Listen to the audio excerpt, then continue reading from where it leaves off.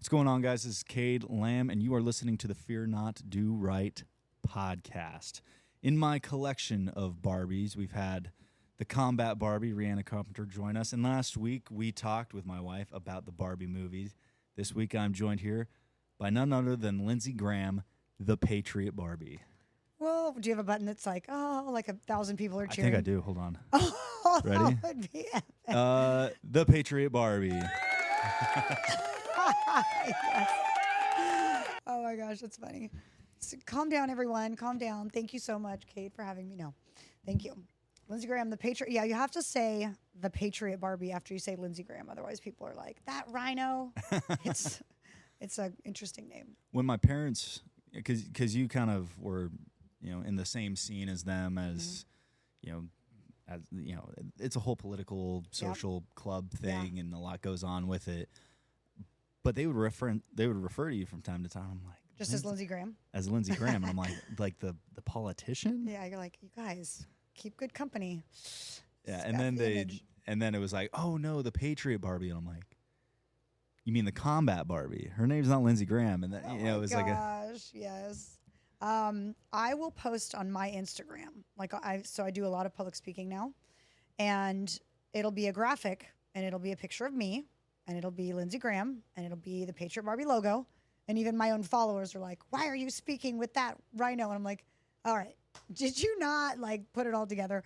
People follow me and they still don't know that my name is Lindsay Graham. In fact, I have a video I'll show you after this podcast. I interviewed Charlie Kirk at America Fest, and he sat down just like you and I are sitting down right now.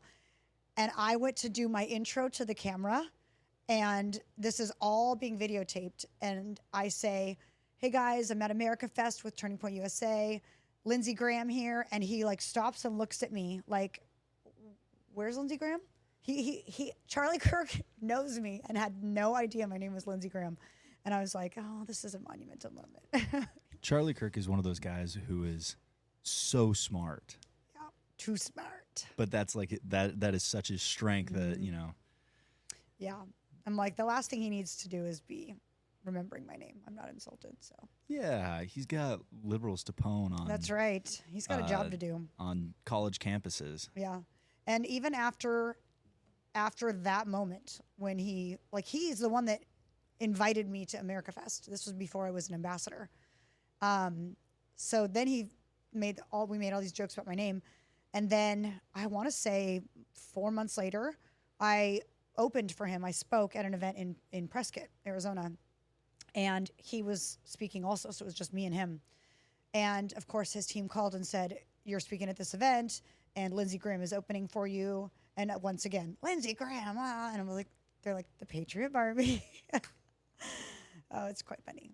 So if I'm not mistaken, you kind of had what someone could call a meteoric rise into becoming the Patriot Barbie. Indeed, yes. Where did that all start for you? Where, when, the deets. So I'll tell you too, I'll tell you the story too, how I don't call myself the Patriot Barbie. I'll tell you how I got called the Patriot Barbie. So most people forget now because it's been 3 years and, muscle memory. But in 2020, everyone got locked down in March, the whole freaking United States. And my husband and I had 6 businesses in Oregon. We shut down. I had 4 tanning salons. We had a gym, and I had a 5,000 square foot hair salon with 25 girls working there. And they shut everyone down, and I complied like everyone else because I had a new baby, and I was like, whatever, it's extra maternity leave. It's 2 weeks. Remember, it was 2 weeks to flatten the curve. Well, that turned into 3 and 4, 5 and 6. And it's hard to even imagine because I don't think Americans would tolerate this now. But back then, at 6 weeks still, everyone was still shut down. Nobody was rising up. Nobody. Everyone was just taking the government's hits and staying shut down because of all the threats. So at 6 weeks, I looked around our life and I was like, we're now a month and a half behind on our mortgage payments. We are a month and a half behind on 6 leases, 6 overheads, our car payments. I mean, we didn't have any money coming in. Where are we going to come up with $100,000 to pay all this stuff back, right? And mind you, Walmart was open. And so I was sitting here going, okay, I'm not political. At this point, I would say I was a lukewarm Christian. I wasn't super religious. I don't like the word religious, but I wasn't really talking to God about my life. So it wasn't religious or politically driven. But in 2020, at that 6-week mark, I was like, I am done. I'm not staying locked down anymore. We're going to go bankrupt. So I reopened against the mandates. And the idea that I reopened on its own was not that big a deal. It's really what the government did to me so publicly for 14 days that became such a huge story. So, I mean, it became a global story because right away they started issuing me fines, threatening to take my license, my hair license, kick me out of my building, Class C misdemeanor. I mean, these are all threats. I still have the paperwork that they sent me every single day trying to get me to shut back down. Well, when I didn't comply with any of them and I just kept staying open, they sent Child Protective Services to my house and they threatened to take my 3 kids. My baby was 6 weeks old, or he would have been about 8 weeks old.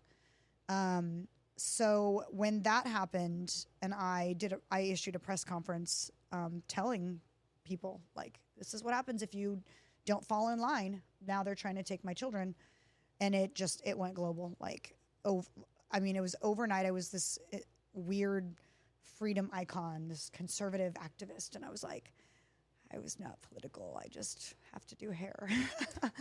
So, I mean, it rocked our world. It changed my life. And that cancel culture is the ones that at that point were, oh, you're a selfish, bitch.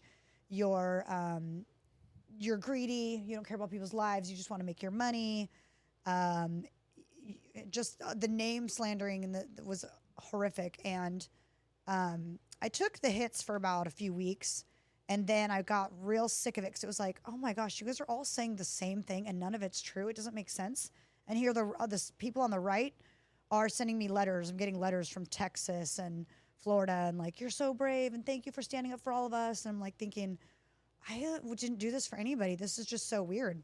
But in the middle of that cancel culture, somebody made a meme out of me wearing a MAGA hat because at this point I was like, fine, you want me to be political? I voted for Trump. Put on my MAGA hat, took a picture, and the meme said, I don't always play Patriot Barbie, but when I do, I kill people and steal their money because someone opened a Give, Send, Go for me for my fines. So I'm like, that's not stealing money. But so I was like, the Patriot Barbie. Okay, that's the name you're going to call me.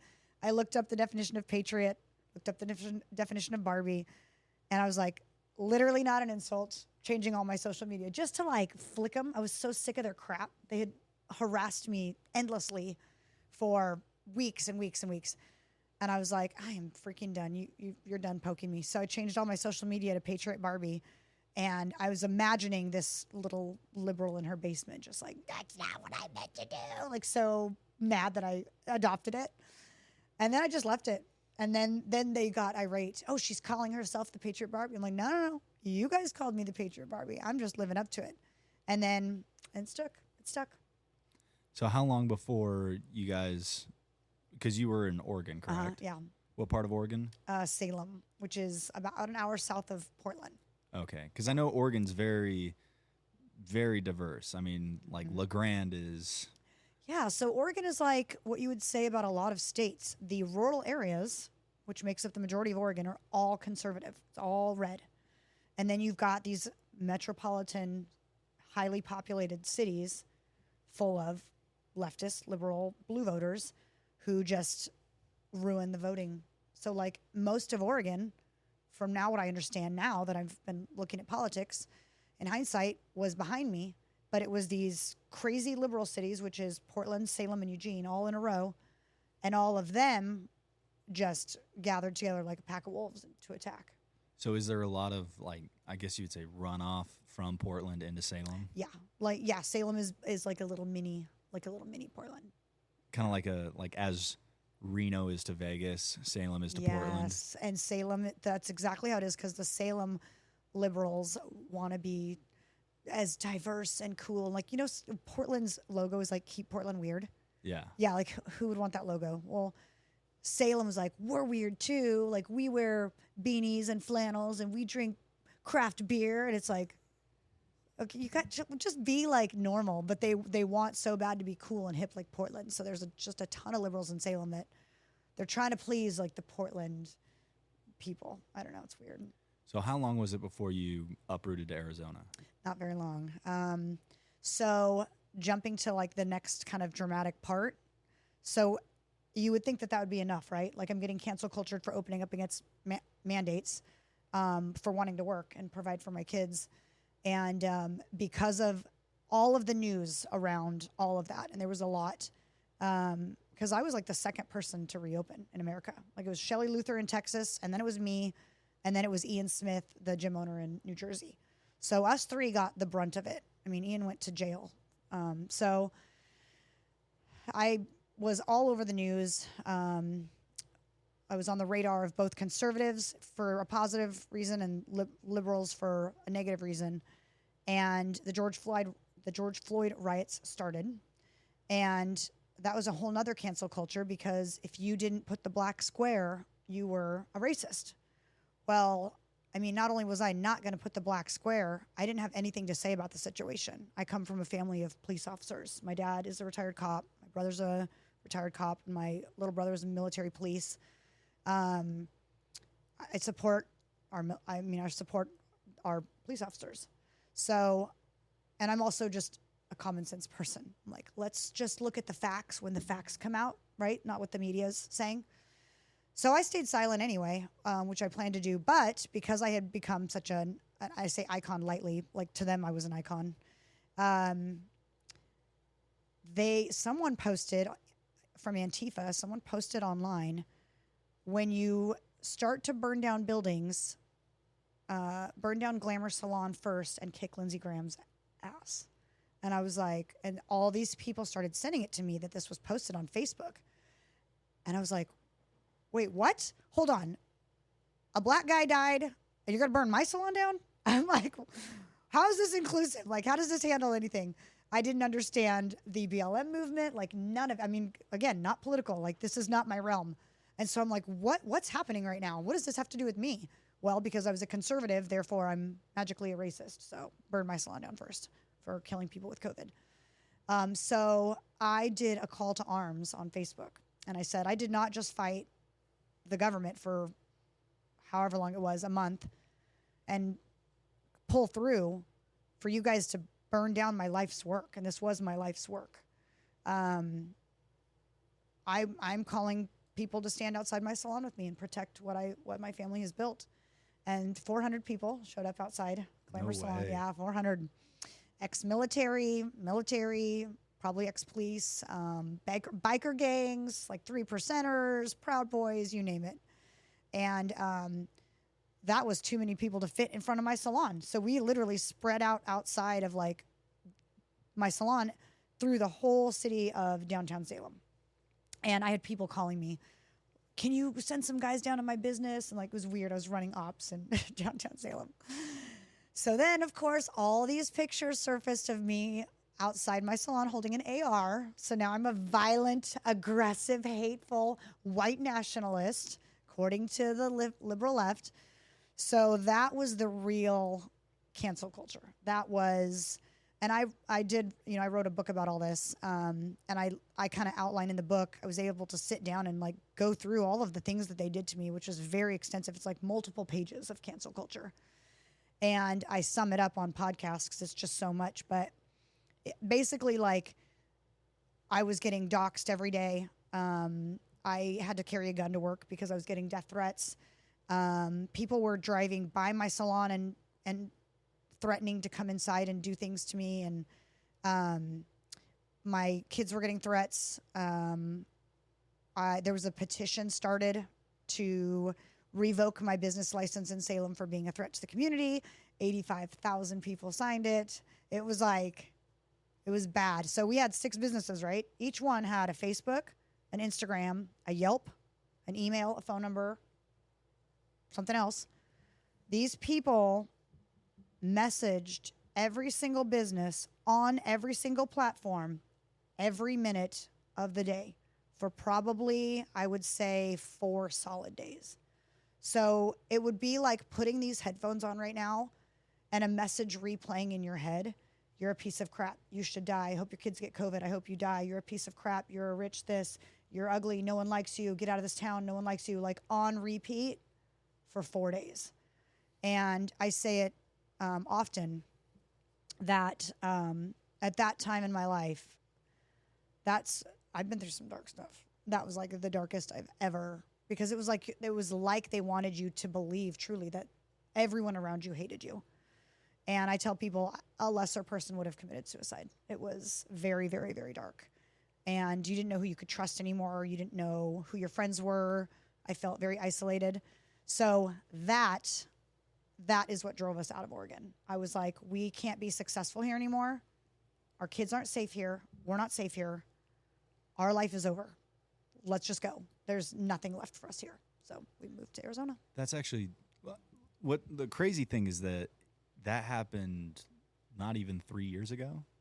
So it happened, like those riots were right after lockdown. So like July, because I remember people being like, oh, here we go. We get to go back to work. And now everyone's getting freaking canceled. It was like, yeah. So July of 2020. So yeah, right around now. Right around now. 3 years ago. Yeah.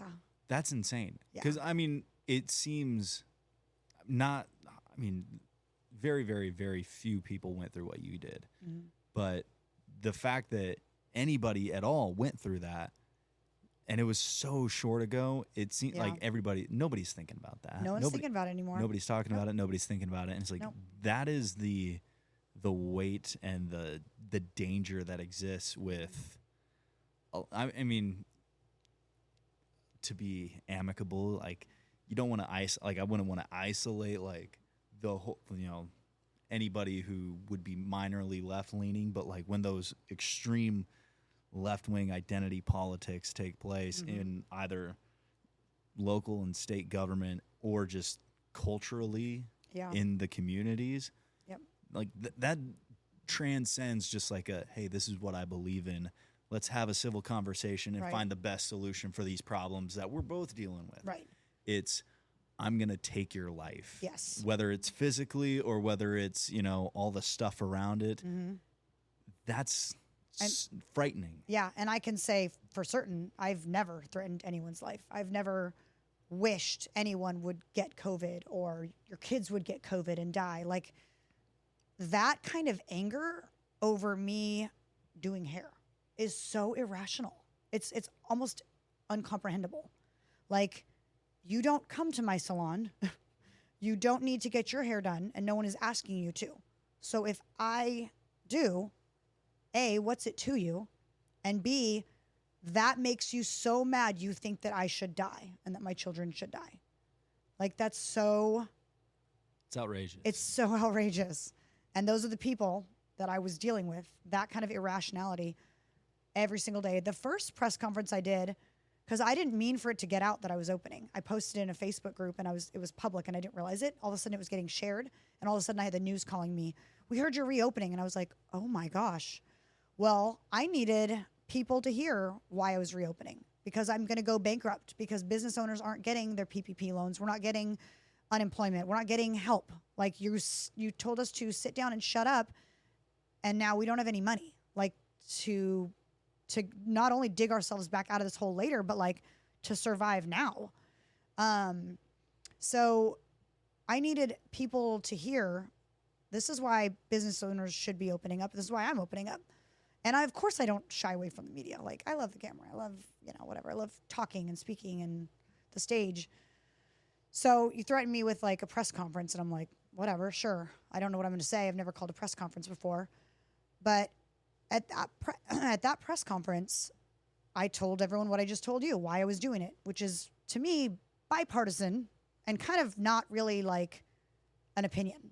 If I need to feed my children, I don't think you all get an opinion on how I do it. You got to do what you got to do. Yeah.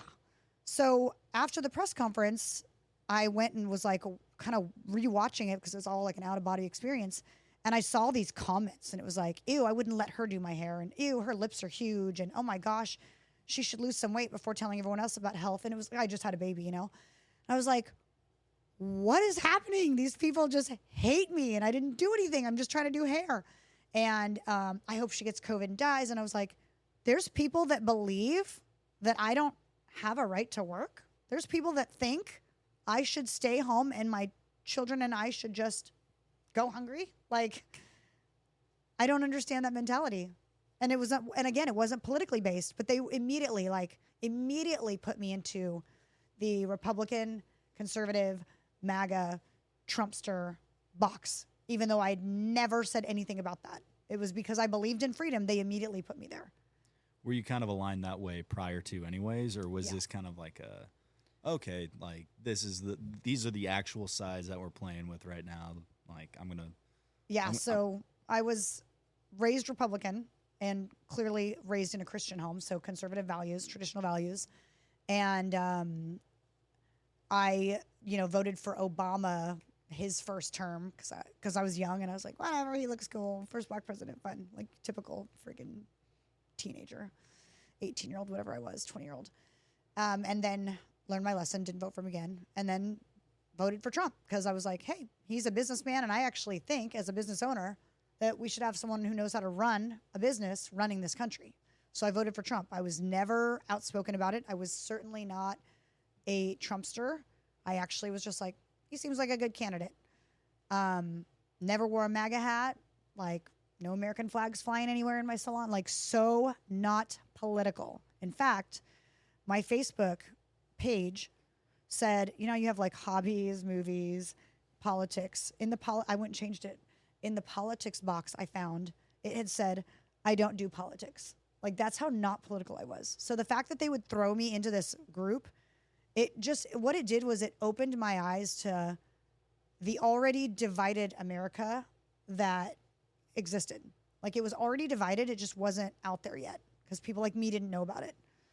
But then when I got thrown into it, I saw, okay, Democrats hate me for opening my salon and Republicans love me and are calling me a hero. Like, I don't understand why this act right here, me wanting to work for a living, is political at all. However, I'm going to go over here where they're calling me a hero, where I already was anyway, but I was quiet about it. And I was like, well, now I'm not quiet. You already called me a Trumpster. Fine, I'm a Trumpster now. Like, I'm all out there with my values. And sure enough, I could do no right with the left. I could do no right.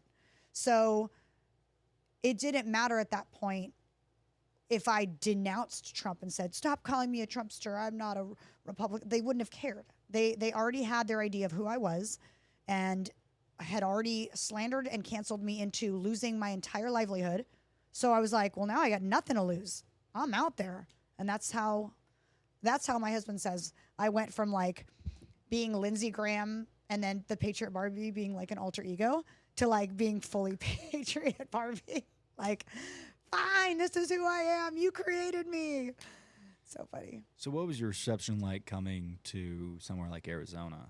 Or was Arizona the top of your list, or were you guys looking at other places? We didn't look at other places. We like Florida, of course. But this was a no-brainer. My dad moved here, and my mother-in-law wanted to move here. So in the middle of the cancel culture, my mother-in-law saw I was like losing weight. I had dark circles under my eyes. I was like just so beaten down, which is very unlike me now. She goes, I think you guys should move to Arizona. And I looked at my husband, and I was like, yep, I think we will. And he's like, that'd be cool. I'm like, no, we're moving. And like the next day I called my realtor. It was like, when God kind of makes things happen, but you don't know it's God. I swear it was just him saying, yep, just go on. I got other things for you. Well, I feel like Arizona's kind of a mecca for hair girls too. It is, yeah. Even though I don't do hair anymore. Oh, you don't do hair anymore? No hair. So I tried to do hair down here. The first, I would say 6 months. And then I was kind of going through an identity crisis. So what I had built in Oregon, most hairstylists will never get to. I had 25 girls in my salon. I had a 5,000 square foot. I was making $200,000 a year. I had opened and launched an extension company, and I was selling hair extensions online. My salon was full. There was nowhere else I could grow in that industry. I was an extension specialist, an expert. So to lose all of that and then move to Arizona and be like, all right, anyone want to be my client? And mind you, I didn't want to start from the ground up again. 40 years old, you know? And then, mind you, at the same time, I was still afraid of cancel culture. I thought as soon as I come to Arizona and open up somewhere and like do hair and announce it, they're going to come for me. Because there's liberals in Phoenix. They're going to come for me. And I was right. They would have, because literally a reporter from Oregon teamed up with a reporter from Arizona. And within 6 months of moving here, they did a slander piece on me about how I took all my GoFundMe money and bought a house in Arizona. I'm like, you can't buy houses for $50,000, but whatever. So, so I stopped doing hair, quit my career. So that, I'm guessing, led you into really hammering down on the Patriot Barbie. Yeah. So I went through an identity crisis, didn't know who I was supposed to be. I was a boss babe in Arizona or in Oregon. All the tanning salons we closed. We sold the gym to the partner. We were no longer business owners. We got down here and tried to figure out what we were going to do. And I was like, all right, well, I'm not this really successful salon owner anymore. I'm not even a hairstylist. Like, what's my next step if I don't want to do that? And I really, really struggled with believing wholeheartedly that God had something big for me. I knew he did, because I knew he didn't take everything away from me just to punish me, right? I knew that he had something great.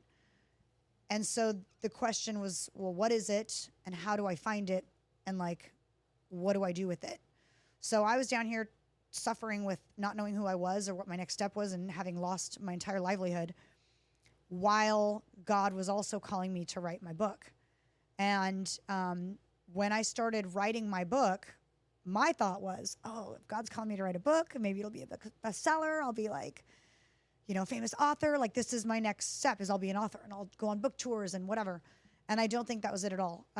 As I was writing the book, I was really forced to write my whole life story and my testimony, which led into how I can personally be and feel brave enough to take on what I know to be like a spiritual war right now, and how God probably had created me for this the whole time.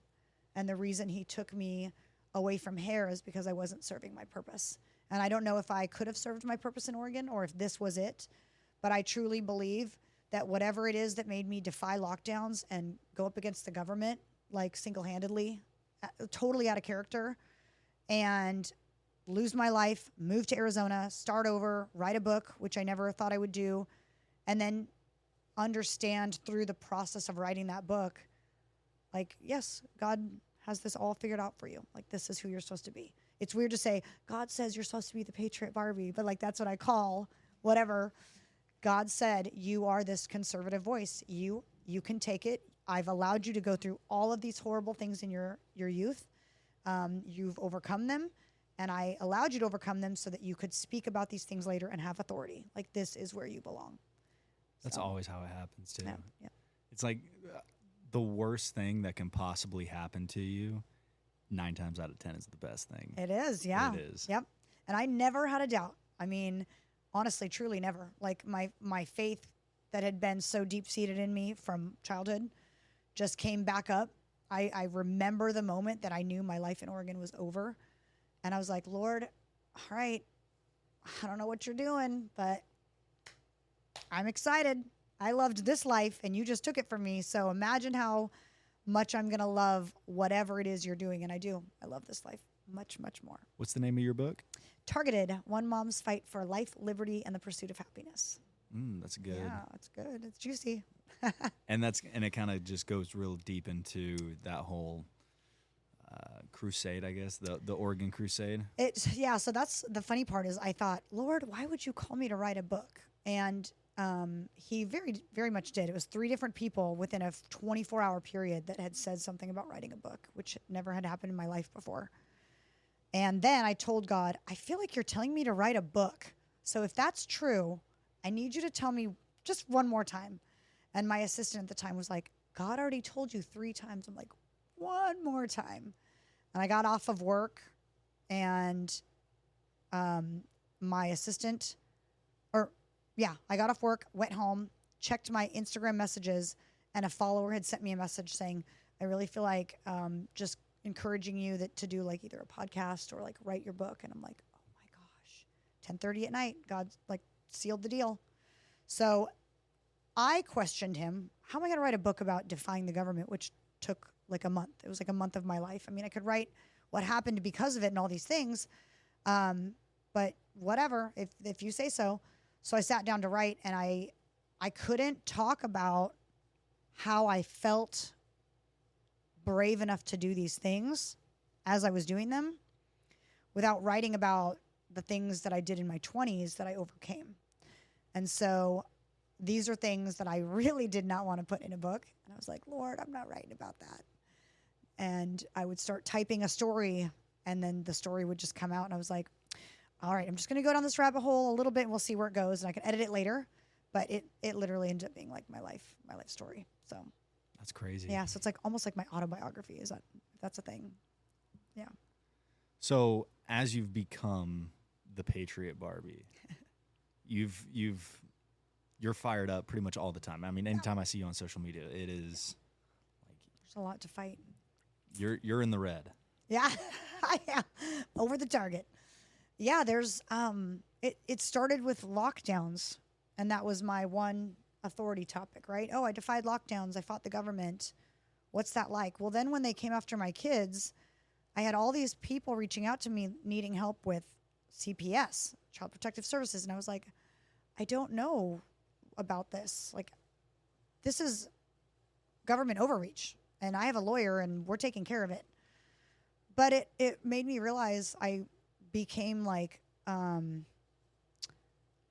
someone who people trusted to go to, right? For help, for can you get this out there? Can you connect me with an attorney? And I wanted to help everybody I could. And then when I got to Arizona, and I wrote the book, and I told God, all right, I wrote this book. I believe now that I've written, and you've revealed to me that I'm supposed to be here, and I'm supposed to be doing whatever it is that you're doing, and which I don't know what it is. So I trust you in full faith. And I will go through the doors that you open, and I will try not to go through doors you don't open. Well, I did. I tried to do hair, slammed the door shut. Like, I could not be successful. Can you imagine being that successful in Oregon and then barely being able to get a client a week down here? Right. He just would not multiply that fruit. And then I got my real estate license, and I was like, I'm going to be a real estate license. I'll brand myself as like a Patriot license, people that want to move out of leftist states and come here. And then I would try to join these patriotic teams. Nope, doors shut. Like, there was no reason for these doors to all continue to shut on me. And so I was like, okay, I think that God's making it very clear that, like, I'm supposed to go to all these weird political events that I'm being invited to, right? These fancy dinners that are $5,000 a plate, and people are saying, oh, just come and be my guest. Okay, that's cool. So I'd show up at these political events, and then I'd meet more political people, and then I'd meet more political people, and then they'd invite me. And I'm like, okay, so politics, but I certainly don't want to run for an office. So what does that mean? Well, I think what it just meant was that I would meet people along the way who would make me aware of, like, culturally and socially what was going on in America. And even though it's crazy to me that, like, the safety and welfare and innocence of our children is political, it's those people and that culture that opened my eyes to everything that was going on in America. And as my eyes got opened, I wanted to fight those fights because those fights are important. And that blossomed into just kind of an activist sort of persona. So again, I mean, I still think I'm in the heart of what God is doing. I have no idea what he's doing with my life. I've got adventures and, like, projects going all the time. And I'm always saying, all right, Lord, if this is not for me, if it's a distraction, I need you to tell me so I can step away from it and focus on what you want me to. And I've done that over and over and over again. Gotten distracted and said, nope, I'm not doing this. I'm not playing this game anymore. I'm not doing this. I'm not doing my podcast right now. I don't know what he has for me, but I know that, like, right now, I believe I'm doing what I'm supposed to be doing because he's blessing it so much. So it's an incredible journey. It's wild how that happens. Yeah, huh? yeah.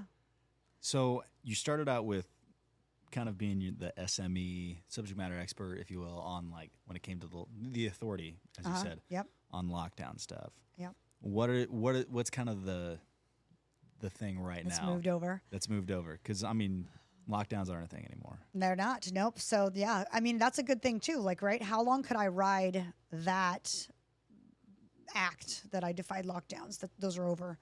And naturally, I feel like God just kind of kept blessing my journey to where I would move on to something else. And again, book. I am very pro-life.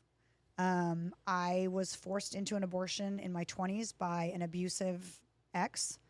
And that's something I didn't want to write about in the book, but I did.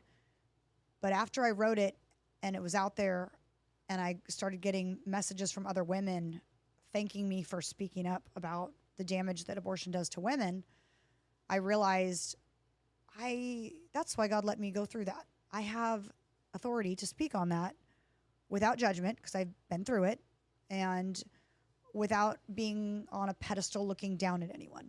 Like, I am telling the world that I am a woman who, in my opinion, because even though I was kind of forced to do it, I should have had the strength to fight back, and I didn't. So to me, I still chose to allow someone to do that to me. So that became a really huge platform for me. And then after I spoke at the school board in the cat costume, that went viral and was on Fox News and all that, I became kind of the authority on speaking up for children and like protecting the innocence of children and standing up for them. Like, it's very clear what's right and wrong for children. And there's a lot of stuff that's getting pushed through that's very wrong. And not a lot of people have the nerve to stand up for it because of all the names they'll be called and the cancel culture. And I'm like, oh, I already been through that. I'm good. I'm like, you're a perfect candidate. I'll go talk to him because I don't care what they call me. So, I mean, I've done a lot of school board things, a lot of rallies, and now I'm doing a lot of public speaking. And the public speaking is centered around those two things. You know, my backstory, which is defying lockdowns, being pro-life, and now, of course, my faith. Like, my faith changed drastically in 2020. That was incredibly unexpected. I never thought at any point during that fight, God's using me. God's doing something. This is going to change my life. Like, I was just taking it day by day. And it wasn't until I got down to Arizona and wrote the book that I was like, I believe I'm created for a bigger purpose, which is what the church tells us our whole lives, right? Is that God has a purpose for us. But until you really hear God tell you what it is, it's kind of just a moot point. Well, I really felt like God finally told me, like, just, this is what you're meant for. Use your voice is what he tells me. Use your voice. And I just keep, I mean, it's an easy job, right? They are coming after our kids nonstop. So every day there's something new to fight. So I just keep fighting all of the evil that I see out there spiritually. It is crazy how hard they're coming after kids. It is.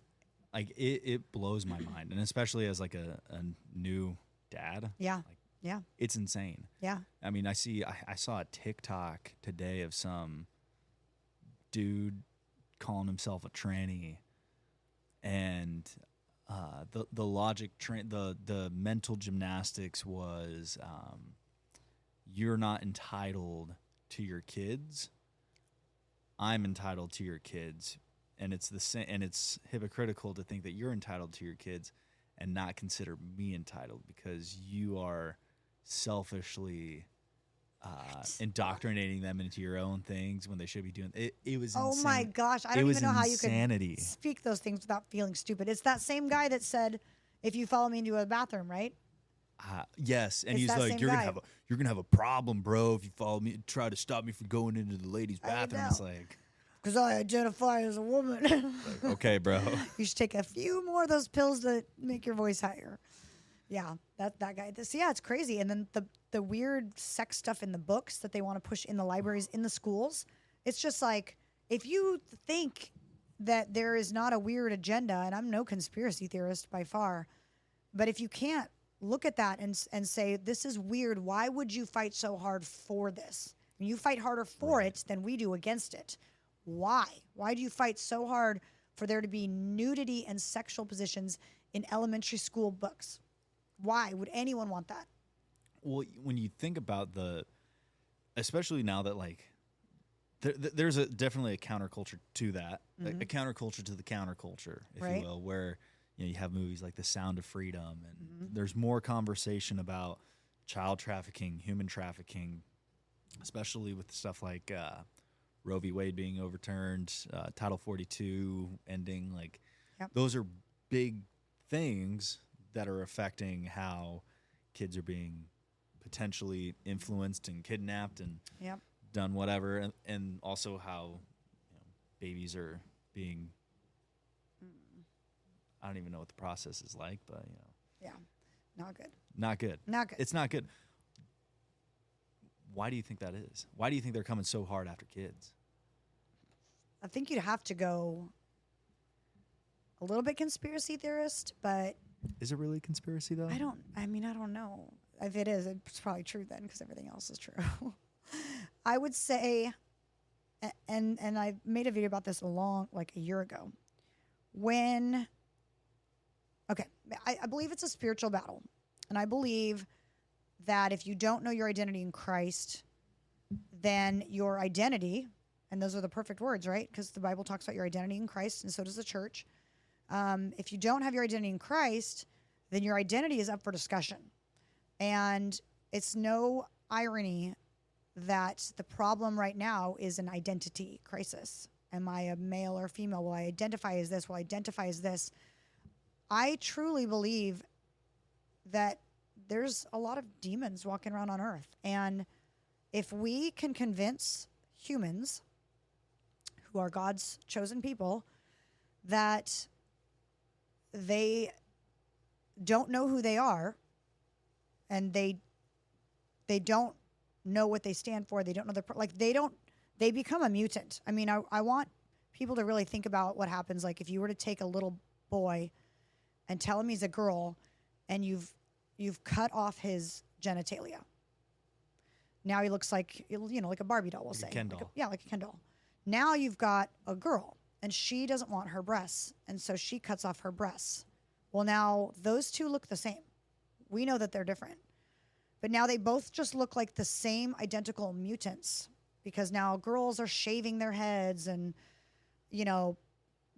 they look like boys, and boys are putting fillers and Botox in their face to look like girls. Well, if we all do that, and then everyone's genitalia is cut off, in your mind, aren't you seeing two of the same, just like mutant, identical beings that don't have an identity?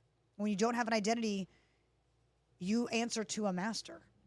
Well, it's interesting how, people are created in God's image, and the whole mentality and practice in being trans, or in the trans agenda, is denying who you are, right? Yep. If you're a male, no, you're not.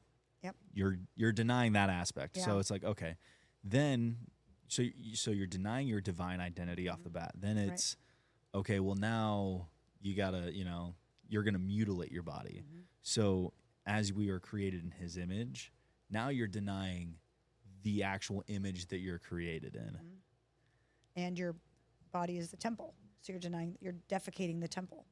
And then when you look at what is our purpose here, right? Multiply and replenish, building families, building communities, and growing that righteous culture through generations. When you're unable to do that, you don't have a divine identity, you don't have a divine image, and you don't have a divine purpose. Yep. What are you left with? It's sad that there's such a high suicide rate with trans individuals, but at the same time, it's like, dude, how would you not just want to off yourself when you're just a weird eunuch? Right. And the promises that they're making. And by the way, I said defecate. You defecate the temple, but defecate means to poop, I think. So for all of you who are like, what did she just say? Desecrate. Desecrate. Thank you. I'm like, that is not the right word. Oh, Lord. We edit that out now. The other thing, too, is the promise of happiness after they desecrate the body, right? So you're a little boy. Oh, you're meant to be a little girl. Here's what we're going to do. And then you'll be you. Well, you can't really be you, because that's not who you are. You just ruined who you actually were. So what happens to somebody mentally when they realize I was a boy? I am a boy still, right? I was a boy. I was convinced that I should have been a girl. So I cut off these body parts. I started taking these hormones. I look like a girl. I sound like a girl. And yet I know, because your brain and your body are connected, I know that I'm not a girl. I know that. So now I'm not a girl, and I'm not really a boy anymore either. Like, I am in the middle.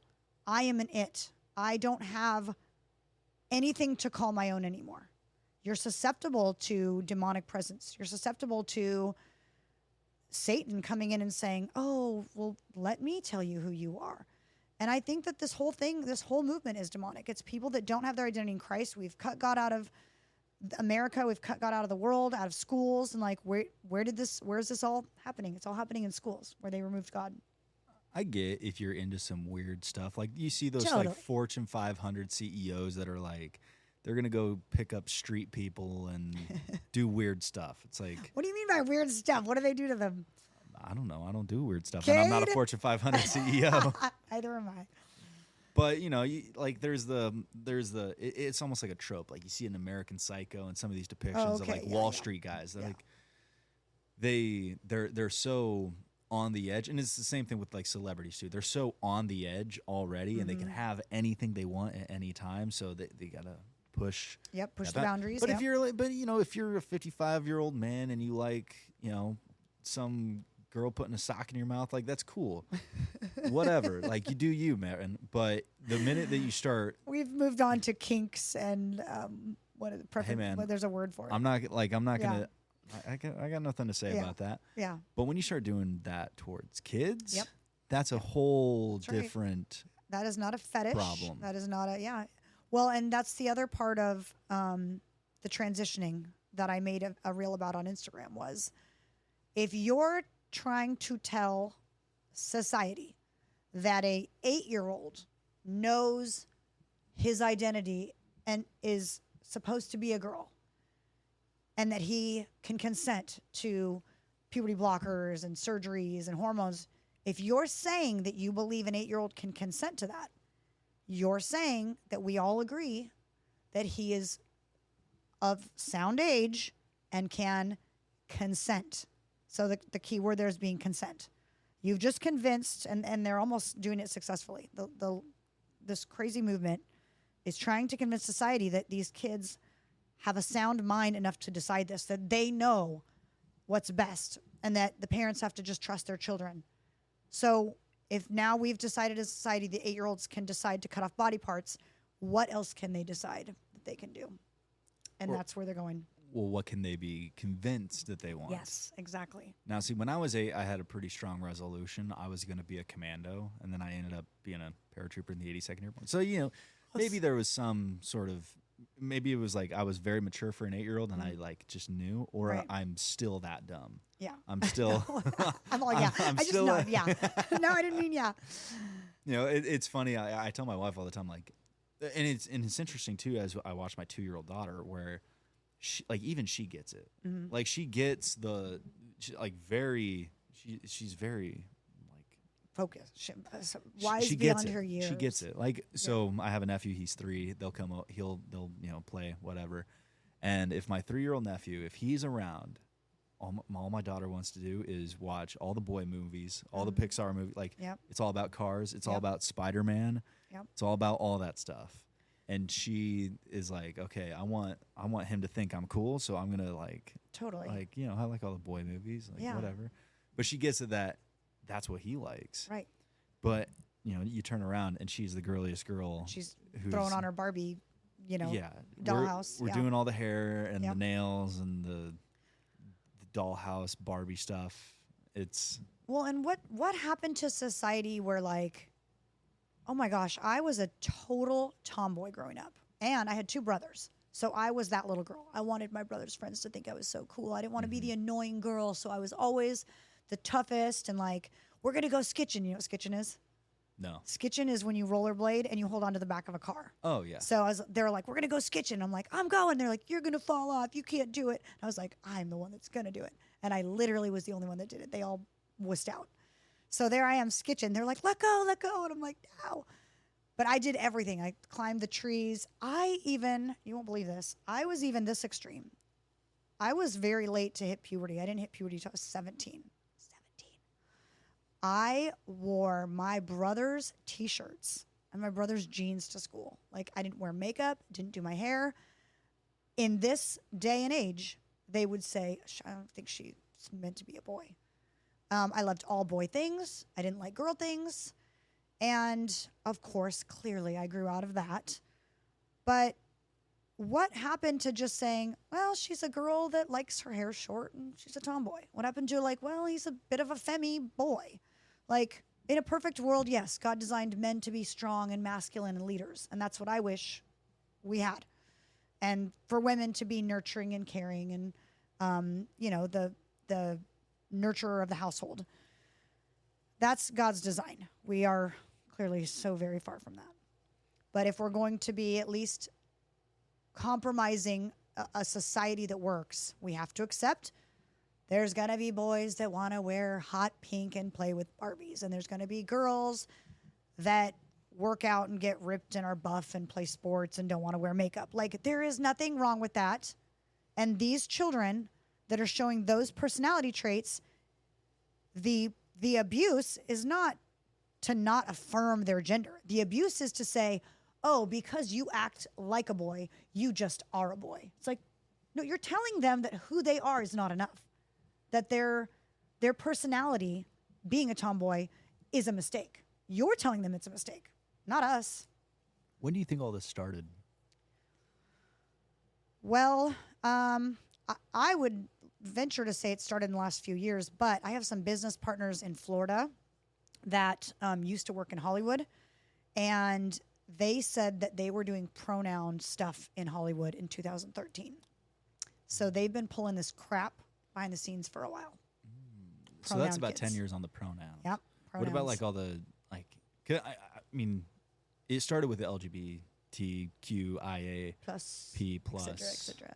Yeah. I mean, we'll just start throwing random letters in there. Just the alphabet, yeah.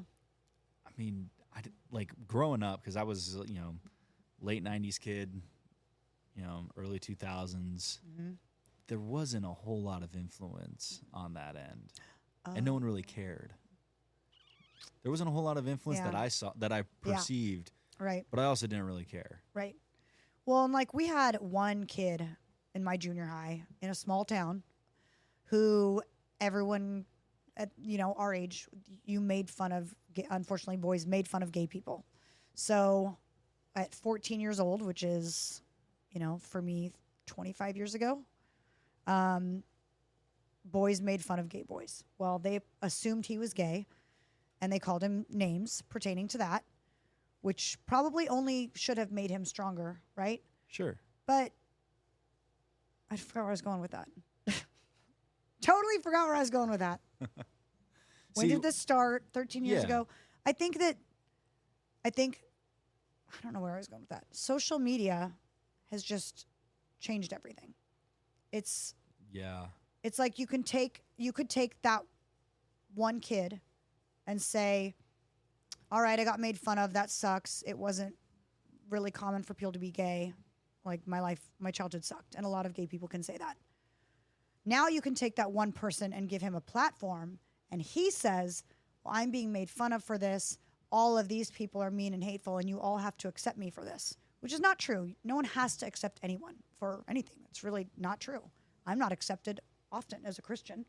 I can't make people accept that for me. But we took a platform and then said, for all types of people, everyone else, no matter your religious background or your belief, you have to accept him so that he feels like he fits in society. And I think it's great. I do accept gay people. I love them because that's what Jesus calls us to do, right? I accept it as biblically immoral. I have to. But the movement of the social media now telling people with traditional values or Christian beliefs, these people not only exist, but you have to honor them. You have to. That's just what you have to do. Sorry. And you're like, I guess I do then, or I'm the hateful bigot. I feel like But it's turning though. It's turning on upside down. Like we're the ones being persecuted now for having beliefs. Are you kidding me? Are you you're a straight cisgender person? I'm a proud straight cisgender. What a fiend. You must be gay. I mean, really think about it. If they're coming and attacking straight people, straight white people, right? Then you're saying you have to be gay. Well, how is that inclusive? How is that inclusive for you to tell me that I have to be gay? That you don't accept my straightness or my whiteness? But what kind of agenda is that as well, where it's like, okay, well, what are you going to do without the straighties over here? There ain't going to be What no are you gonna do babies without the straighties? made. Yep. You know, it was interesting so we had one like gay kid in high school, and he ended up switching schools, not because he was bullied or anything, but it's because no one cared, and a lot of the guys that at the time, at least, that I was in school with, like it was pretty, like, you know, I don't want to say traditionally like masculine boys who were trying to be men. Yeah. Right. Everyone played sports. Everyone played football. Everyone drove a truck. Yep. Small town, Eastern Arizona. I could just see you fitting right in there, Cade. And so, you know, nobody like was gonna make fun of him, but also nobody was out there to make an environment that he was gonna necessarily feel comfortable in, because it's like, hey, look, dude, Then you're the kind of the gay guy with him, right? Yeah, it's like that's how dudes work. You know, and trust me, I know all about gay stuff. I was in the Army, in the infantry. It's the gayest thing you can do. Oh my gosh, we're both going to get canceled for this podcast. You know what's funny? It already has been canceled. It has? On YouTube. Oh my gosh, of course. So the episode I did with Carrie Lake got taken down in like 5 minutes. Oh, of course, yeah. Can't say election. Oh, am I going to say it? But yeah, so we, the kid, you know, no one thought anything of it. But what was so interesting is in the years to come, we had, like, particularly with church, there was, you know, a group of young men, probably about 20 dudes, 25 dudes, all around the same age, within 4 or 5 years of each other.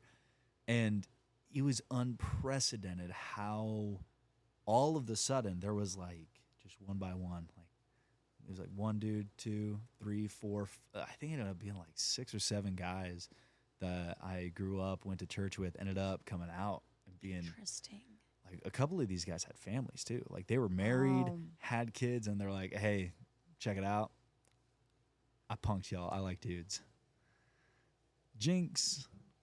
That's so... Gotcha. Okay, can we just talk about this very not politically correct conversation where, like, how did half the, like, it's not really half the population, but how did so many people just all of a sudden be gay? Like, how did we go from a culture that naturally was straight to now, like, what I would call a pandemic of so many people being gay? And to clarify for any listeners that are, like, clutching their pearls here, at no point, I'm going to speak on behalf, I'm sure you we're are. not saying anything negative like, about negative. people. It's just, you know, is it somewhat amoral considering, you know, or, you know, immoral, you know, due to our religious beliefs? Mm-hmm. Yeah. But at no point are, you know, anybody swinging that way bad people. No. They're not bad. I have a lot of gay friends. They're not bad people if you're listening, in I love any you. sense. But it's just so bizarre how there's such a unnatural flex that way. It is. It's an unnatural flex that way. That's like the perfect way to say it. Like 30 years ago, we probably should look up a graph. 30 years ago, what percentage of the population was gay? It was like and now 11. It's like just 11%. Yeah. And now it's like 70 with Gen Z. Yeah. Like high school Gen Z kids, I think it's like 60% is insane. identifying with that. It's insane. See, that's strange. And like, if you are part of that community, wouldn't you also want to know the same answer? Like, hold on, how did I become part of a clique? Like a clique that never existed or was so minuscule 30 years ago, and now I'm the majority. I have those questions. I would think everyone would have those questions because it goes into more conspiracy theories, which is like, okay, what changed on Earth? What changed in our food or our water or our vitamins or our you know what I mean? The jabs. Vaccines. No, don't say it. We're going to get cancer. I didn't say it. I was trying to be so careful. Like, what has been going into our bodies that would cause such a drastic change in human beings' sexuality? We'll just use it as just talk about it as a science. It's a science, their sexuality. Like your need to reproduce. Like you have the is natural and basic. Yeah. Where is it? You know, I think it's interesting. So Alex Jones said it first, and everyone called him a madman. But then Robert F. Kennedy Jr. came back, and he was like, "Yeah, here's the science." But the atrazine in the water, have you heard about that? No. So you know how Alex Jones was like, "They're turning the frogs gay." Yeah. So there's a chemical called atrazine that they use for agricultural stuff, keeps bugs off and pesticides and whatever. But it turns like in a controlled environment of frogs, if they introduce trace like amounts of atrazine into this community of frogs, okay, all male, about 50% of them will completely turn into females that can reproduce, have eggs, like 100% female. That's insane. It's crazy. So Alex Jones is saying there's atrazine, like maybe there's atrazine in the water. They're spraying. Remember how there's the chemtrails in the sky? Everyone's talking about. I don't know if it's the chemtrails. I think it's more with like crops and stuff.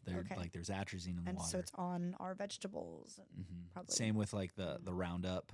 What's that compound? Some chemical. It's the same stuff as Roundup that they put in all the water. But that's terrifying. But that's to me, like that's a valid point. Like if the statistics went that extreme, wouldn't you say, all right? I mean, like if every baby born from here on out started being born with a birthmark on the same place, or like a blue birthmark on their body, you'd be like, all right, what's causing this? Like there was never any babies with blue birthmarks, and now they all have blue webbed birthmarks. feet. If everyone had webbed feet, all of a sudden it's like, okay, hold on. Just if something changed in humanity, like the sexuality changed, we would be asking questions. If people were being born with no hair, like, what are you guys doing to us? How much of it do you think is just purely social? I think a lot of it's social. I also think a lot of it is going back to what we talked about earlier, which is that men kind of don't really act like men anymore, and sometimes women don't act like women. And so there's just a confusion about, God's design is the man is the head of the household and the woman is the nurturer, and he's strong and she's the weaker sex, and they come together. And now you've got men who, don't even get me started. The men that identify as women is a whole other story, but like weak men, weak, pathetic men. Our culture tells men that if you're too manly, it's toxic masculinity. So they're weakening them even more.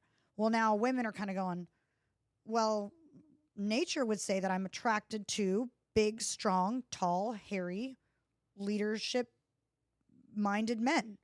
Well, you're not it. And neither are you, and neither are you. Well, she's pretty. Women are pretty. Women are beautiful. What? Maybe I'm just a lesbian, And then vice versa.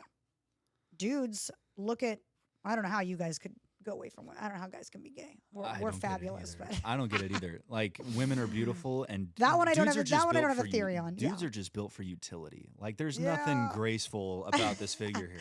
It's hairy and sweaty, and I'm built to. It's supposed to be a working body. I'm built to go to war and to build a barn. That's right. And overtake Constantinople. That's right. That's what the male form is built for. Females, it's like, okay. Yeah. So I don't know how you guys. I don't know how men got to be. Although Ryan Gosling in this new Barbie movie. Oh my gosh, he's like so cute. He's like 4% body fat. Do you know how hard that is to do? It's really hard, but also I don't like skinny guys. Oh no, he's not skinny. He's not. He's not skinny. Ew, you're getting all weird. Are you turning gay over there? It's literally me. He's getting sweaty, you guys. You can't see it. He's got a twinkle in his eye. He's like 4% body fat. Hey man, like Ryan Gosling he's literally me. He's literally me. Me, you? That's funny. I don't get what it is though, because it really is like this panda. It is, and it's so, man. Like you said, seeing what's interesting too is like. I think another aspect of it is the birth control stuff. Oh yeah, there's a huge. I know, like with a lot of you're you're an ambassador for Turning Point, and a lot of the influencers over there, like the girls will talk about it. But so this is real life. I had a girlfriend like 3 or 4 years ago, and things went good for like, I don't know, a few weeks, and then all of a sudden, yeah, then all of a sudden she was like starting to take birth control, and I'm like, oh, that's interesting. Dude, not even a week later, dumped me and was dating some guy like half my size who was like a poli-sci major and did musical theater, and I'm like, bro, I'll get up on a stage and lay it down. Like, interesting, but it's true. I mean, honestly, like there is no wondering if it's messing with us. It's just a matter of how much. Right. Because there's no way that stuff. I took, oh gosh, I forgot what it's called. It was a shot, and you could take this shot as birth control, and whatever it do to your body, you'd be not fertile for like 3 months, and then you get another one, and then, well, what they didn't tell you is like the more you get them, the less fertile you are. So you got to get off of it before you want to have a baby, because you might be trying for a baby for like 2 years. Well, I love this shot. I had no side effects. If I took the pill, I would gain instantly like 15 pounds. And so as a teenager, you're like, no. And so when I got the shot in my early 20s, I was like, this is heaven. I didn't gain weight. I didn't get emotional. And if anything, I felt like it evened me out because it was that kind of hormone. Well, I told a girl at my work, oh, go get the shot. It's like so good. And da-da. She went and got it, and she was a mess. She was hysterical. She was crying all the time. She told her boyfriend she hated him, and then she'd wake up and say, I don't hate you. I don't know what's wrong with me. There's things. It's like she whacked out. And it was like that shot messed with her. And I'm like, how is this messing with us interior, and we don't even know it? Like, she could just tell it was messing with her because it literally screwed up her emotions. But you wonder, all these girls are running out and getting this because we're preaching like, oh, have sex and be a slut because whatever, no strings attached, it's fun. So they're all on birth control. What is it doing? What is it doing to them, and how badly is it doing it to them? Not if, but what, because you know it is. So I saw a thing where it like they kind of break it down, and it's essentially like if a guy were to just start like hardlining anabolic steroids, like you just start getting on Trenbolone and Anavar and blasting it, unregulated, unchecked, like yeah, dude, like that's the hormonal equivalent. Yeah, it's yeah. Like, and if you were to say that, like if you're like, hey, yeah, just go blast Trenbolone, and you'll feel it'll accomplish everything you want it to. It'll do everything you want it to, but you'll also like be driving home from the gym and cry because or somebody cuts you off and you get out and shoot them. Like yeah, like yeah, it's true. I mean, these women are just, and I'm one of them. Totally, I was one of them my whole life. We're just accepting hormone therapy without even really, just because the pharmaceutical company told us. So, I'm still like, I say this like probably 60% joking, 50% joking. Okay, so 40% of it's true. Okay. Yeah. So there was a girl. It was like on some Reddit post, and she had, or like TikTok something. She had called Planned Parenthood and was like, "Hey, I want to transition. Do I need like my parents' signature or anything like that?" I'm like, "No, you can just come in. Like, you just come in and get hormone therapy." And it actually gave me a great idea because I have a wife and a daughter. Sending them to the Planned Parenthood clinic to go get hormone therapy so they can bring it home, and I can start blasting testosterone, and I can transition from a man into a larger man. I love it. I love it. But there needs to be a movement of like testosterone buses cruising around America right now. Yeah, come on, get it for free. Like, that's you can get your COVID vaccine for free. Why can't we give testosterone out for free? They used to give men. Yeah, they used to, like, if you're feeling down. So this was the Hitler cocktail. Like when he was at the Olympics, they gave him like 20 of these, where they would just hit him a shot full of Tren and meth. My God! Oh my gosh! And he would just be like, "Hey, what's up, guys? Like, them Whoa. Jews, am I right?" Dude, that sounds like a nightmare. Yeah. Dangerous. Well, I mean, the guy kind of almost took over the world and killed a lot of people. Oof. That's what meth and testosterone will do to you. Yep. So don't do it, kids. That's the PSA. Either of them.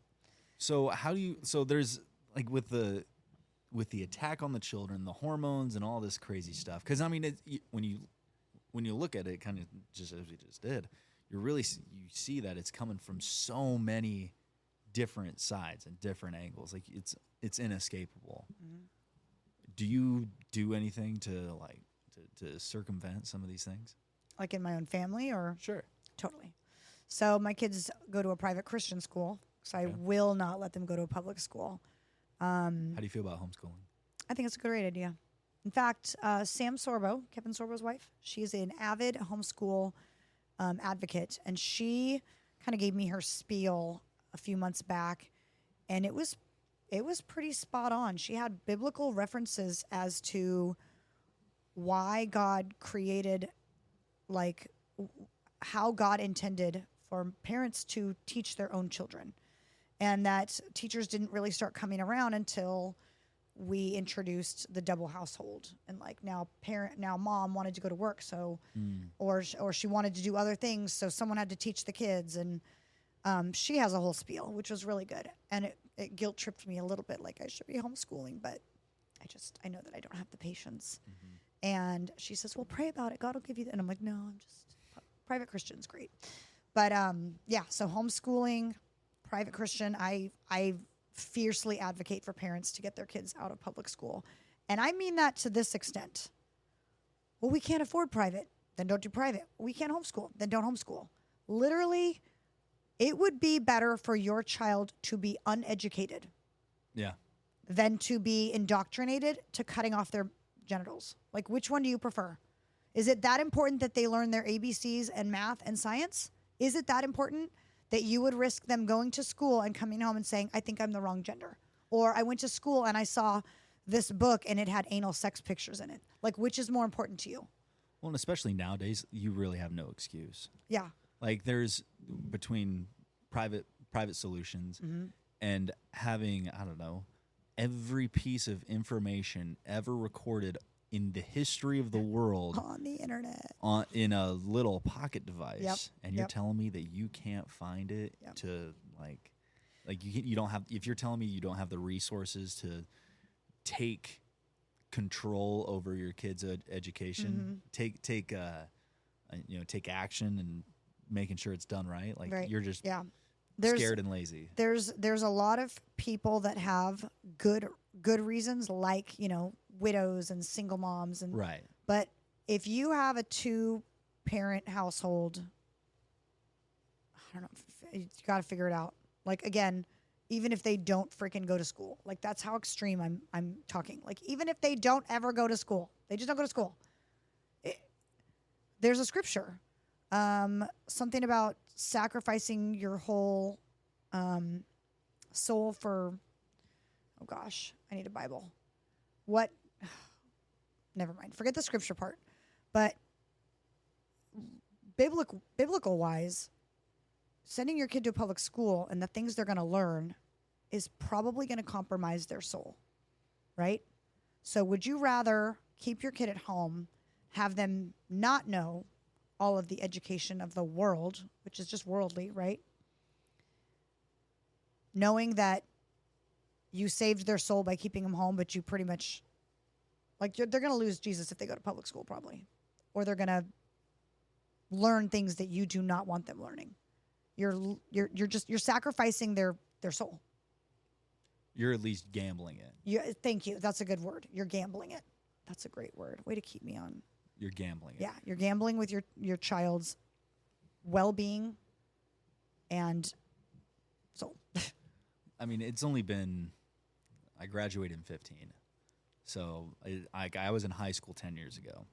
And if I look back on like my sophomore, junior year, it was a joke. It was a clown show. Like, I showed up and did as little as I needed to get by educationally to not have to redo anything. Yeah. Like, I needed to graduate. That's all. That's it. Yep.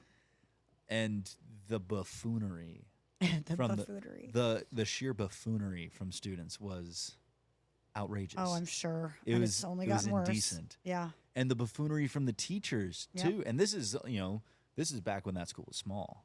My school, like, I think my graduated class was like 200. Wow. And it's still, like, the teachers were, I couldn't imagine being a public school teacher today. Mm-mm. And especially, I can't imagine having my kid be taught by public school teachers today. Because all the public school teachers today are like my age. Yeah. And kids my age are idiots. Isn't that wild? Oh, they're the buffoons. They're the buffooneries. buffoons. Now they're just I into see the buffoonery. buffooneries like, hey, Yeah. listen, Miss Johnson over there ain't what she's teaching you to be. They call her Miss Johnson for a reason. It's so wild to me. Yeah, it is. And no one cares. No one cares. Why? Like, I care. You care. Patriot Barbie cares. I care. The Fear Not Do Right podcast cares. But, it's still, I feel like once a week. You just posted something pretty good about what was going on with one of the schools out here. Well, which one was it? There's like, people are always sending me stories. Oh, really? Oh, always. I get stories probably once a week, sometimes once a day, depending on the buffoonery.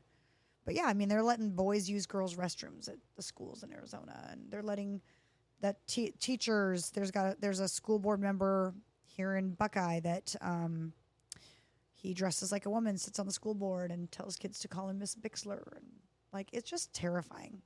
Like, if you knew that your kid would go to school and be confused, concerned, afraid, terrified, discombobulated, would you send him? Like, this guy is 72 years old. He dresses in dresses and wears earrings, doesn't wear makeup or even try. Like, he looks and sounds like a man. He's had no hormones or anything. Says to call me Miss Bixler. Could you imagine your 5-year-old sitting there looking up at this man and being like, but wait, Miss means woman and he's a man, but he's wearing a dress. I don't understand. Well, I better just call him Miss Bixler so I don't get in trouble. Like, I could never know that my child was going through something like that during the day and be okay with it. So I think one of the things that, and this is it's kind of been underlying through our conversation so far, is fear and authority are big ones, especially with kids in school, where it's a perfect environment for predators to implement things where it's like, hey, they can't say no because of the implication. Yeah. The implication being you get in trouble, right. You get, like, there's some sort of social repercussion. Right. If I get in trouble at school, I'll get in trouble at home. Well, and everyone else calls him Miss Bixler, so I should just do it too. I don't want to be the weird one. And again, like, look how hard it is for adults to speak out in this culture. You expect a 5-year-old to raise their hand and go, why is Miss Bixler a man? You know what I mean? Yeah.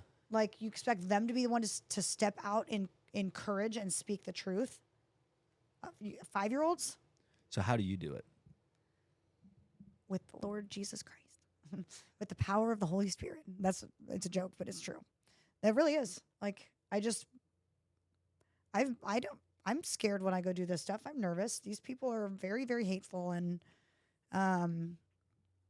it's not fun to be surrounded by your enemies. Like, the last school board I spoke out against, Paul Bixler, he had called all his trans rights people to come and support him.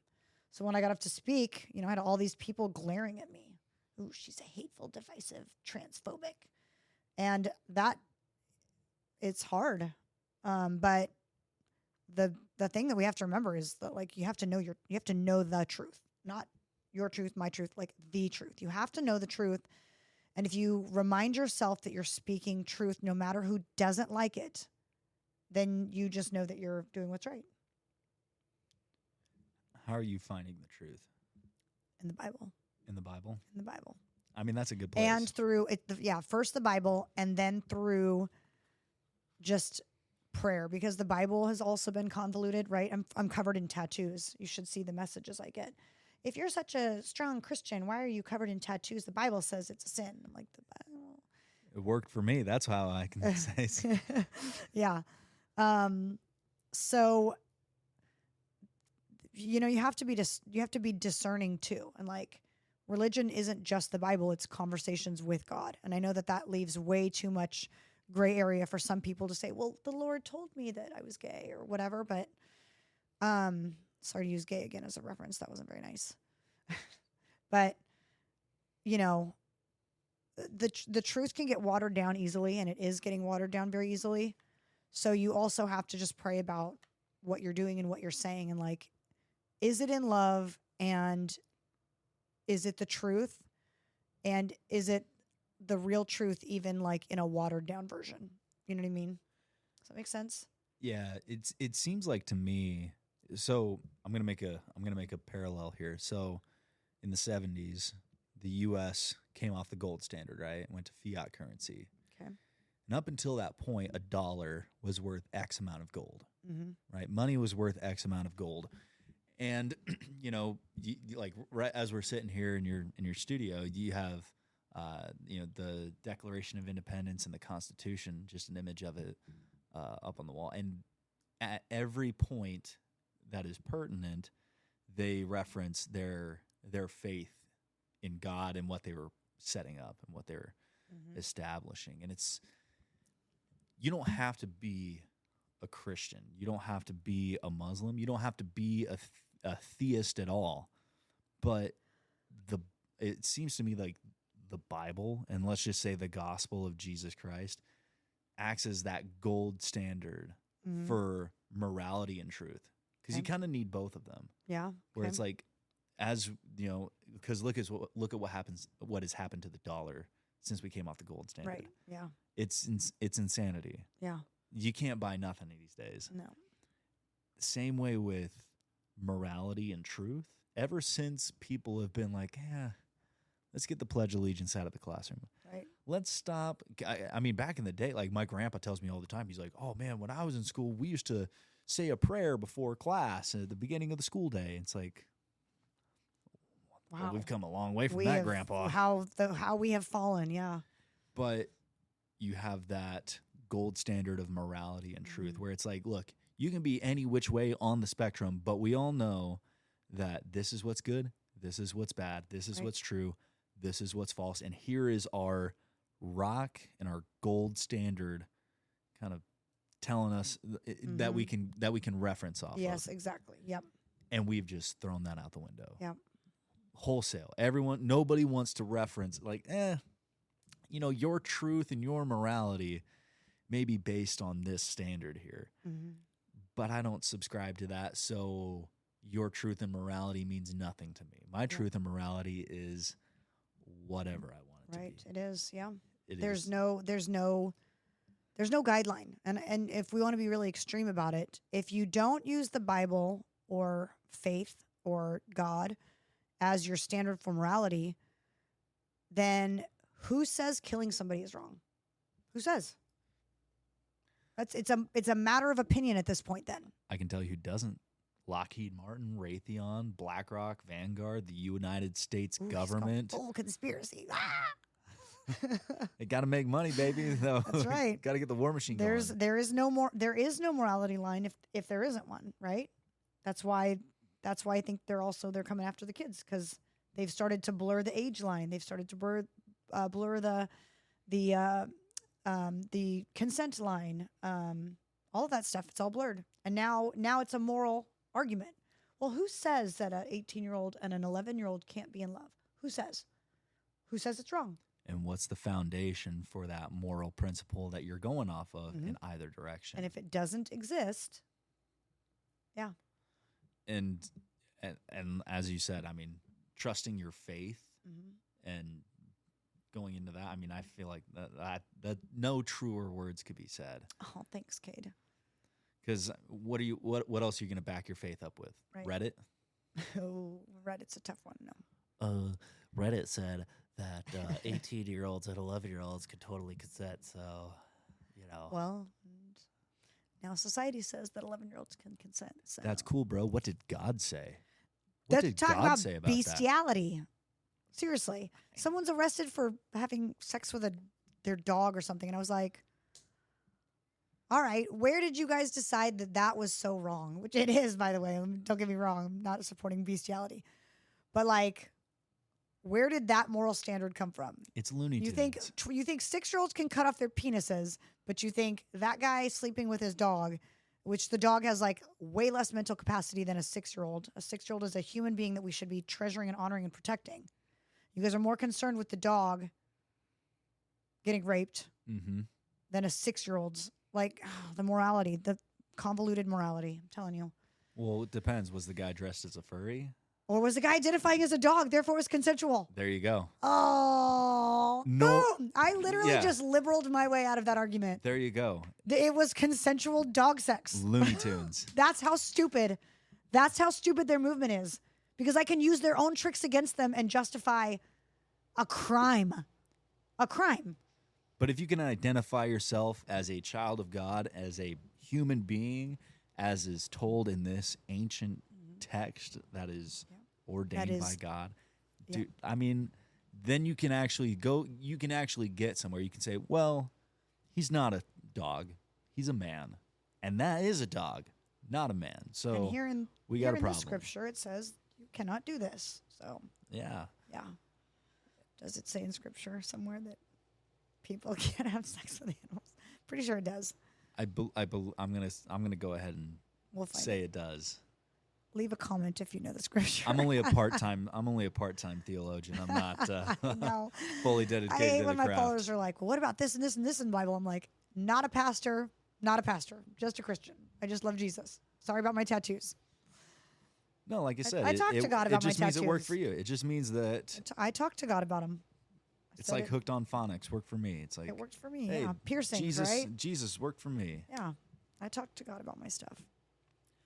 So trusting in your truth, trusting in finding your truth, trusting in it. How else can we usurp the fear of authority from unqualified sources? Not saying that all authority is bad, because I definitely don't need 3-letter agencies showing up at my door being like, "Hey, are you anti-authority?" But how can we usurp?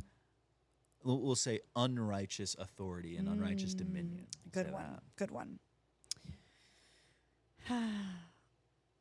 Well, if their authority goes against biblical word, then their authority is not righteous. There you go. You stand on your authority, which is God. How do you instill that in your kids? That is a great one, because they know that I defied lockdowns. So they're like, well, you disobeyed, this, but they know it in a positive way. And that is exactly what I tell them. I say, everything that you do, you should talk to God about first. If you think it could be wrong or it goes against a law in the world, you have to ask yourself, is it God's law? Or it's the same as when you try to teach them about telling a lie and you have a surprise party. And you're like, but you can't tell Daddy. Well, isn't that a lie? Well, it's a good lie. What's a good lie? Oh, gosh. Okay. Oh, my gosh. Moral issue. It's the same way. I just kind of tell them, like, we obey a lot of the world's law, but if the world's law were to go against God's law, I would never obey it. And a lot of people reference that part in the Bible too, where it says, do not disobey the authorities, et cetera, et cetera. And a lot of liberals sent me that scripture when I was cancel cultured. Like, they read the Bible. They didn't read the Bible, but they had that scripture. Do not disobey the authorities. Mm-hmm. You call yourself a Christian? But a pastor once preached on that, and he, dissected the Hebrew this and this word came from this era, and it basically originated with God, the idea that people being appointed to office were righteous, and now we know that they are most likely not. So, yeah. Well, back when you had people, I mean, even down to like the school boards and stuff. Yeah. Like, they were trusted members of the community. Yep. And you could be like, oh yeah, I know that guy. I go to church with him. Back in the constitutional days and the Declaration of Independence days, everyone was a believer. The entire nation was founded on God, and everyone believed in God. It was weird if you didn't believe in God. Atheists were weird. They still are. I'm going to say it. I'm not even going to apologize. You guys are weird. You believe that there's like manifesting and like good luck and fate, but you refuse to believe that there could be a being in charge of those things. You know what cracks me up the most is the crystal people. Oh, yeah. The crystal. You believe that a rock has power, but there could be no other power? Like no other power? You believe in that one power, but not any other power? Yeah, like, hey, man, you hold this rose quartz in your hand, and you're going to make a lot of money. You'll be fertile for life. Yeah. It'll Just keep some rose quartz in your pocket, and you'll be good to go. That's right. Put some salt. Put a big old salt rock in your room. What if, this is what I always say, what I always say about these radical beliefs is, what if it's true, but God created it that way? Because that's what I think about, like the horoscope thing. People, not the ones that you read in the paper where they predict your freaking day. Are you into horoscopes? No, I wouldn't say into, but if somebody starts talking about how the stars align here and the new moon this and this is on the cusp and this, and your personality is this because you're a Pisces, I actually think, yeah, I bet all of that stuff is a pattern because I bet God designed it in a pattern. Yes. Yeah. So yes, I do believe in horoscopes because I believe God designed horoscopes. There are absolutely, I mean, especially when you think back to like, especially biblically, most of those guys were scholars, and the only way to navigate at that time was with the stars. So they were very astronomically savvy. Keen, yeah. And there are a lot of like prophecies and things, you know, especially in Revelation, things come like that. Yeah. That are aligned with astronomical things. Yeah. Astrology? Astrological. Yeah. Astrological. Yeah. Like they have astrological significance. You are a theologian. Why can't we talk? Just part-time. Defecate. I got to throw that in there. So, I mean, there's definitely, and then like my grandpa's big on this one. Have you ever gone fishing on a full moon? No. Have you ever noticed people's behavior on a full moon? Okay, I have been told by people who by clients that work in hospitals that it's a thing. Like they're like, it's going to be busy. It's a full moon. 100%. Yeah.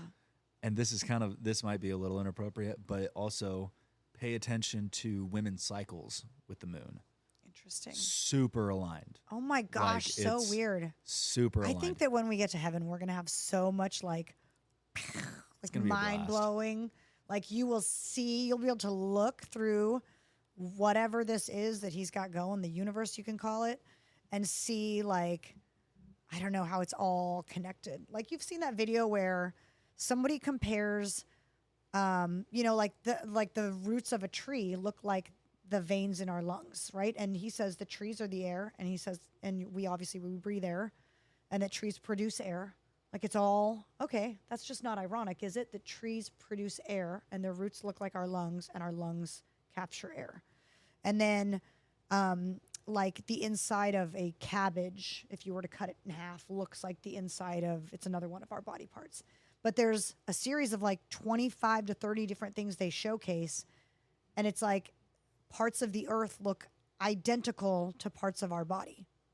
All part of the design. And they all kind of work the same too. Uh-huh. It's like, oh, that's... It's going to be very interesting. That was very coincidental by the Big Bang that happened. How crazy. The earth exploded and everything looks the same, except it's not. Yeah. Except it is. Except, yeah. But nothing matters. But that's the glory of the Big Bang. No one can explain it. Atheists. Well, I mean, you can kind of explain it with, if you were to be like, hey, what if there was like a divine person that was just like, yeah, there we go. That's true. Another thing I've said, people would say, do you believe in the Big Bang Theory? I'm like, only if that's the biblical Genesis 1:1, where God went, boop, all right, I snapped, and Lights Big Bang. are on. Yep, bang. Lights are on, someone's home, let's get this party started. Yeah, the Big Bang Theory is literally Genesis 1 through, is it 10? Just the first few days. Yeah. In the beginning, God created the earth. It had to create it somehow. Bang. Maybe it was like creation had to start with monkeys, and then you gotta go through these processes. That's right. Yep. I definitely don't believe that one, but there was something else I was going to say about the Big Bang Theory too. Oh, that time is warped. Time in biblical Time in the Bible may not be the same as time now, right? Like the Sabbath is actually supposed to be Saturday, things like that. Well, that's a Jewish thing. Oh, is it? Yeah. Okay, see, I'm no theologian. Shomer Shabbos, dude. Shomer Shabbos. Shalom. But Moses lived to be how many hundreds of years? He's like 900. Yeah, like, is that real? Did people live 900 years? Or is time different? So then could the Big Bang Theory be a, quote, 7-day period? I don't know. They weren't eating seed oils back then, so. Seed oils. They weren't eating seed oils, and they didn't have atrazine in the water, so they could That probably. is true. That is, they reproduced. They could for the love probably of God. be living 900 years. Maybe. Could you imagine? What if somebody did a test subject like that and they raised their child in biblical times? Like, Ooh. that would be, they'd get their child taken for child abuse, I'm sure. But I mean, I wonder, and then that, see how healthy that child would be. I believe there's a place they do that called Alaska, where there's just people living out in the bush Really? with their families. Have you never seen the Alaskan bush people? Wow. No, That it's would like on be Discovery so Channel. cool to see, like Yeah, what they, they're do a test against a metropolitan New York downtown CEO, right? Who eats fast food every now and then, and gets coffee every morning, and gets a donut, doesn't eat or eats granola bars throughout the day, like just whatever, just lives in the world, and then compare his body, go through a rigorous test, science test, compare his body, and then To like a Mennonite child. to like a Mennonite child. I That'd be forgot we were on a podcast for a second there. I felt like we were just talking. I was like, I gotta watch what I say. I mean, that's kind of how the podcast is supposed to go. Yeah, it's working. That's what people like to hear. You've indoctrinated me. Are you going to get back on the podcast? Yeah. Are you really? What do you mean? Are you going to get back on the podcast? Yes. On the Patriot Barbie podcast? Oh no. Oh, okay. No. Is there any reason why? Yeah, it's really stressful and time consuming, and I've got to devote my time to things that can provide some sustenance for my family. That's a big one. It is, yeah. I was working, I did it for like a year, right?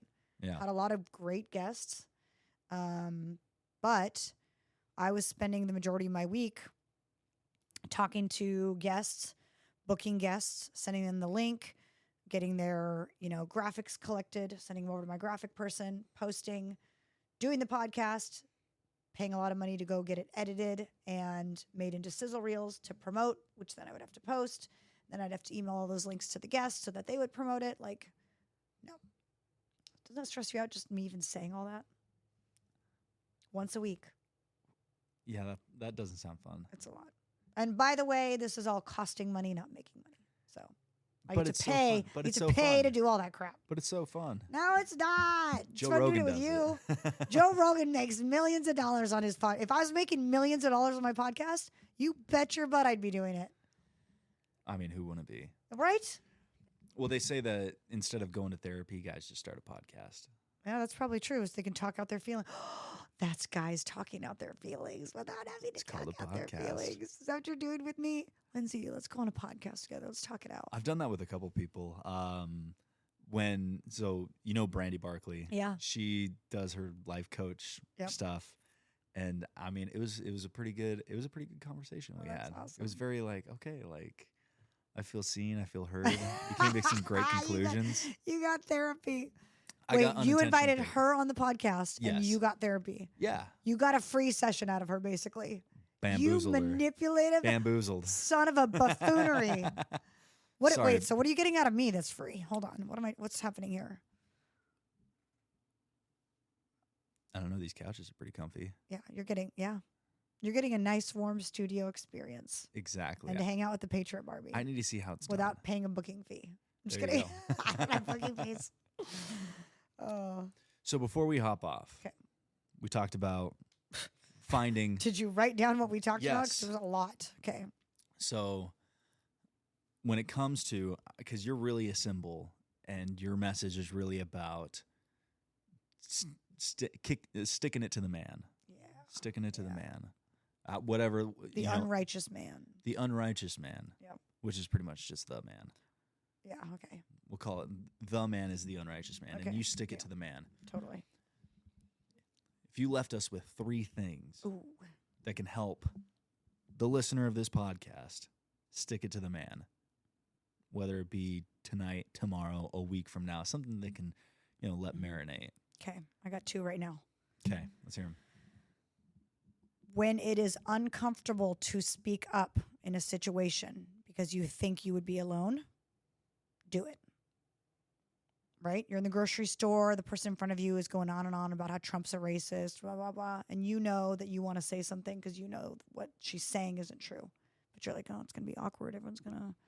No one probably has my back. I might not have any supporters. Just speak up. The reason that most people don't speak up is because they think that they are alone. And then when they speak up, everyone that is with them gathers around them. The second would be to not instinctively comply. Like, before you just comply with something, before you just do as you're told, or before you just go through the motions, question it. Question why you're doing it. Question what the motive is behind it. And the third would be to, gosh, so much pressure. I would say, stick it to the man. Get in the Bible and pray, because you're going to find, I think God's going to lead you and convict you about things that maybe weren't a big deal to you before, that weren't a platform for you, that make you realize that there are some things that you should be standing up for that you're not. You're not standing up for them because you don't think you need to, because we've been slowly trained to believe that some bad things are actually okay. So I think when you pray and get in the Bible, God's going to reveal to you, you've been pretty quiet about this one area because you thought that it's fine, but I got to tell you, it's not fine. So where can we find more of you preaching the good word? Oh, on the corner of, patriotbarbie.com. And then I'm most active on Instagram, which is at the.patriot.barbie. Awesome. Yeah. You got anything big coming up? Any new books? I do have a book coming up that I'm writing right now. I bet you didn't expect that. No, I It's didn't. not like my biography, though. It's a very different book. It's a children's book. So Okay. I'm working on that right now. And then I'm actually launching a new fashion line, too. Did you know that? No, I didn't. Okay. So 2 other influencers and I, Kendall in Kentucky and Pamela Jean Noble, go follow them. They're fabulous. We 3 are launching the first ever Christian conservative women's fashion brand. So, Very nice. Yeah, Pretty Little Patriot. Very nice. PrettyLittlePatriot.com. So cute. Awesome. Yeah. Well, Those are my big things. Awesome. Well, Lindsay, thank you so much for Thank you. coming on to the show. This has been an absolute delight. Yeah. I think we really got into it. I think we did too. We're going to make some enemies and make some friends. All friends. All friends. And thank you guys for listening. If you wanted to support the podcast, go to fearnotdoright.com. We got a bunch of brand new merch, and it is ready to be shipped out to you. It's just begging to be shipped to you. So go and support the show through that. And then, shows on Instagram at Fear Not Do Right. If you don't go support the podcast, he might quit like I did. You just heard the whole story. I'm like, it's too expensive. It costs money. Go support him, or you won't have these voices. Thanks, Lindsay. Yeah, you're welcome. Once again, thank you guys. And until next time, fear not and do right.